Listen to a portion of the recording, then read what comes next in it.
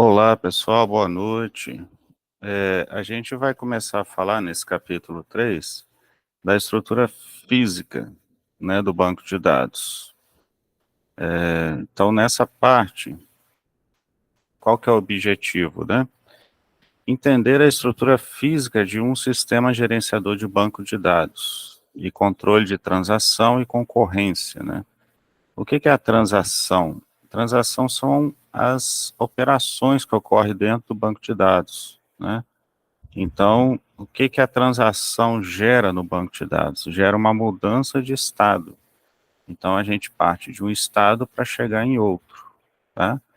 Então, por exemplo, aqueles comandos que a gente está fazendo, né, no laboratório, eles geram uma mudança de estados do banco de dados. Então, quando você, por exemplo, altera um dado de uma tabela, você está fazendo uma mudança de estado. Então, isso, na verdade, é o quê? É uma transação. Tá?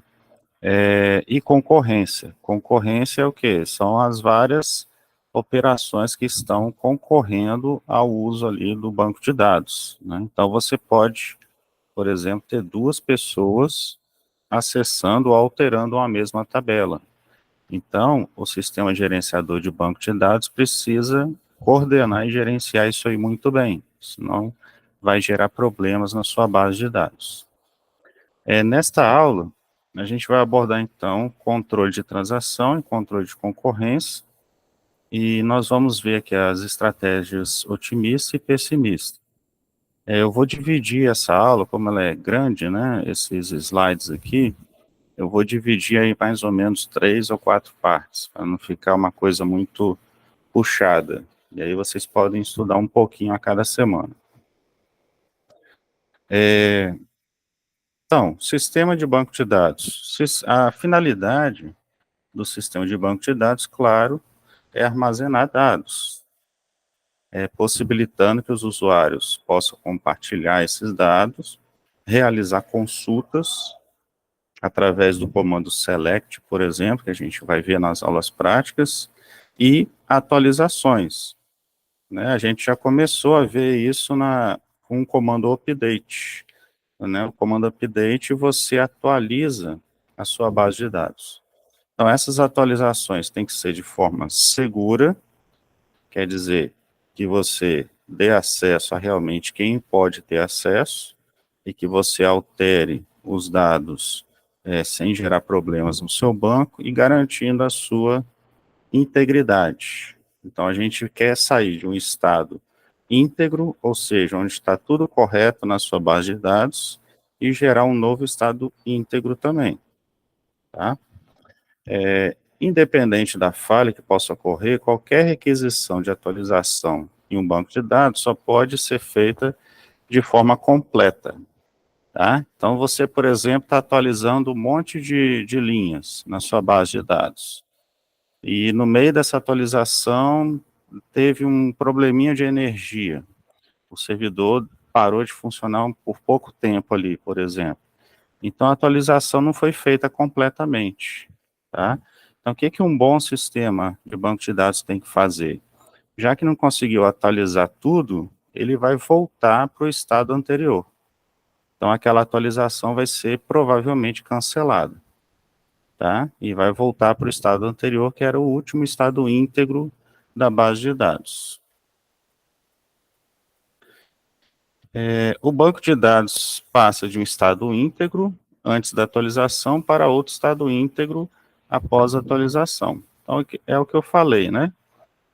Se você tem um estado, seu banco de dados, por exemplo, a gente tem lá a base de dados do nosso banco empresa, que é aquele modelo DER que a gente trabalhou junto no laboratório, né?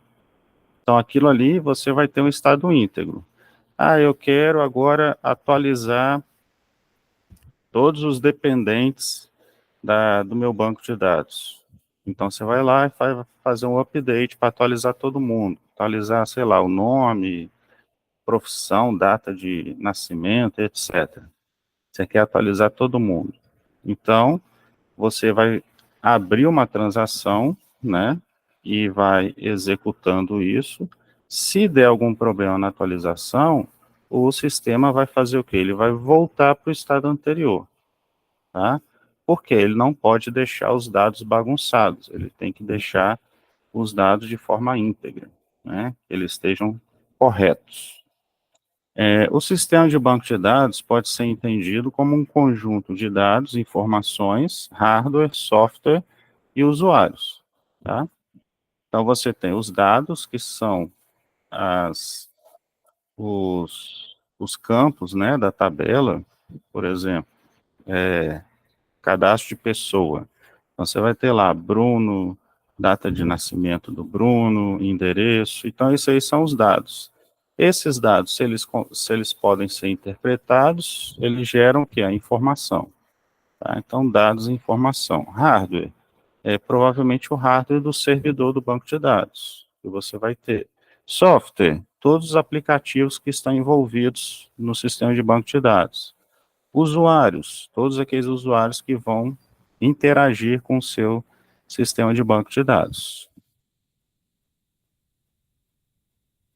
Então, figuras que vão se relacionar com o banco de dados em uma empresa, tá? E essa parte aqui, ela é interessante, por quê? Porque isso aqui pode até dar um norte, caso vocês queiram trabalhar com banco de dados aí no futuro, né? Então, vocês podem saber que tipo,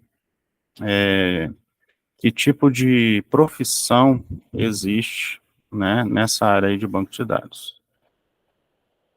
Então, a primeira figura que a gente vê aqui é o administrador de banco de dados, tá? Que é o DBA. Essa sigla aí, ela é muito famosa na área de banco de dados. Então, geralmente o DBA, ele é responsável pelo quê? Instalar, configurar e monitorar o funcionamento do sistema gerenciador de banco de dados, que é o SGBD. Então, é uma figura importantíssima, né, o DBA. Então, você tem certificação, você tem especialização nessa área aí. Então, ele é responsável por garantir o funcionamento de toda a infraestrutura. Então, é uma função que está muito envolvida aí com o objetivo, com o escopo aí do curso de vocês. Então, o que que ele trabalha? Gestão de segurança. Então, ele vai delegar autorização de acesso, quem vai poder fazer o quê no banco de dados, controle e definição de regras, né, regras de segurança. Gestão de desempenho, então ele vai avaliar log. Log é o quê? É um arquivo que recebe todas as saídas do sistema de banco de dados, erros, avisos, atualizações, então tudo sai nesses arquivos de log. Então, o DBA ele tem que acompanhar esse log para saber se ele precisa alterar alguma coisa, se está com algum problema no banco de dados. Comportamento da carga do sistema, quer dizer, o servidor está conseguindo lidar com todo o trabalho do banco de dados, né?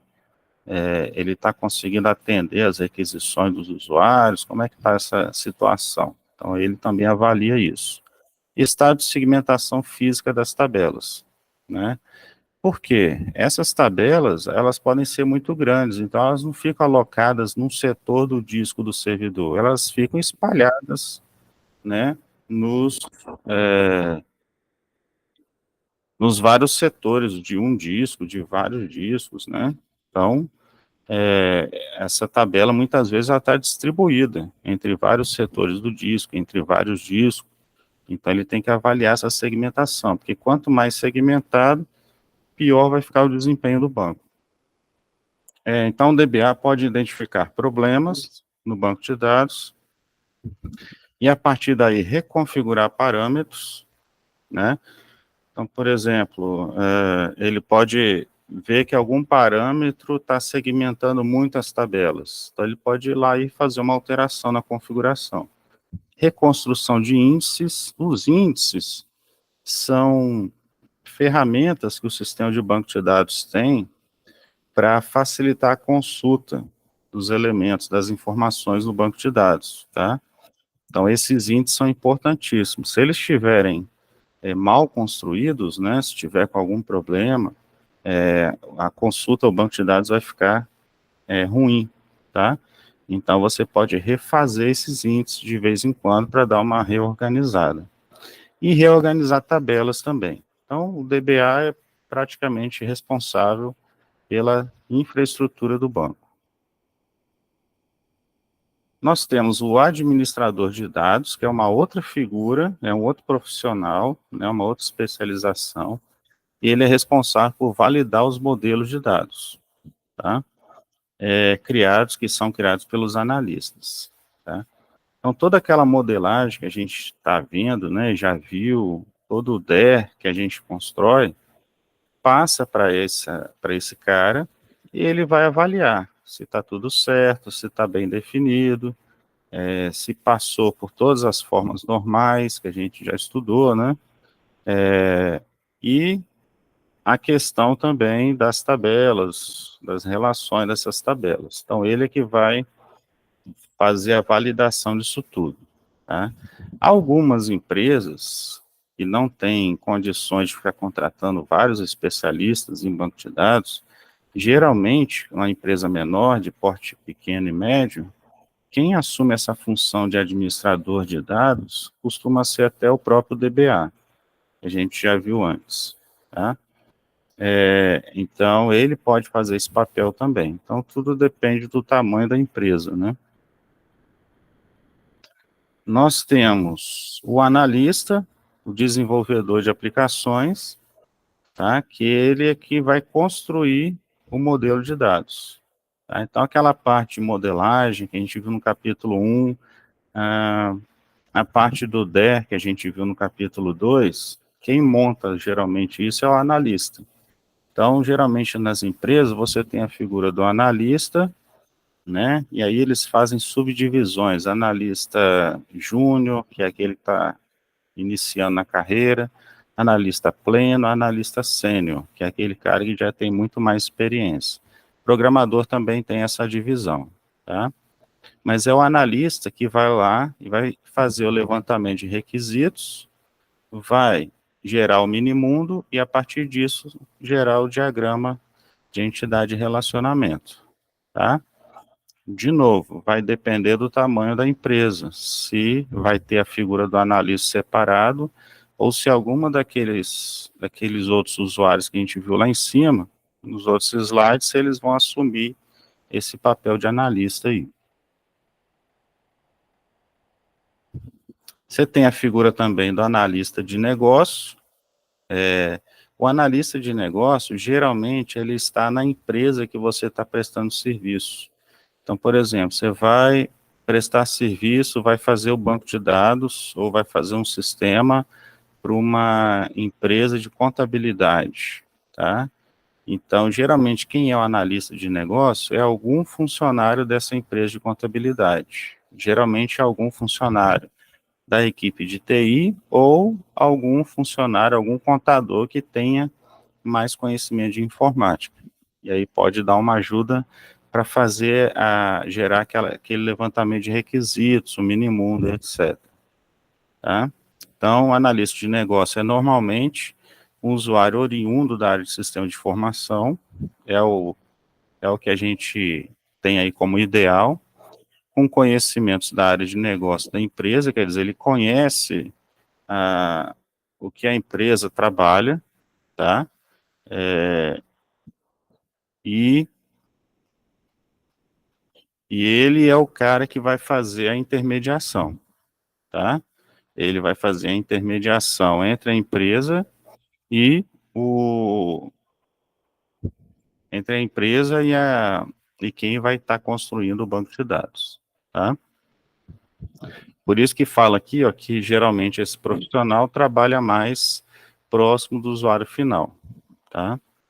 Então, ele conhece o negócio. Então, para ele trabalhar e ajudar a formar o levantamento de requisitos, revisar as tabelas, o DER, para ele é muito fácil, porque ele está nesse negócio no dia a dia dele, tá?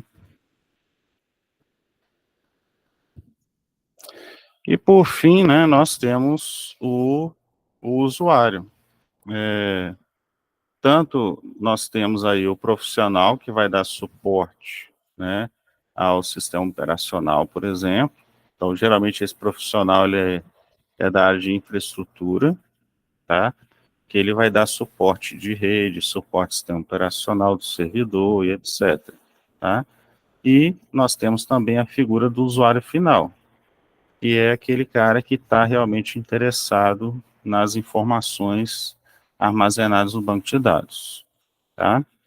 Então, aqui a gente mostra o quê? Que nós temos usuários que são técnicos de banco de dados, que eles são importantes, e é bom que vocês conheçam quais são as carreiras ligadas a banco de dados, e nós temos o usuário final, que é o usuário que quer só usar o sistema. No caso do exemplo lá do escritório de contabilidade, é o contador, que só quer usar as informações que estão armazenadas no banco de dados, certo? Então, na aula da semana que vem, eu vou fazer essa parte aqui seguinte, vantagens do uso dos SGBDs para frente, tá certo? E aí, qualquer dúvida, a gente pode tirar na aula de quarta-feira, ok? E aí, se quiser mandar mensagem também, pode ficar à vontade.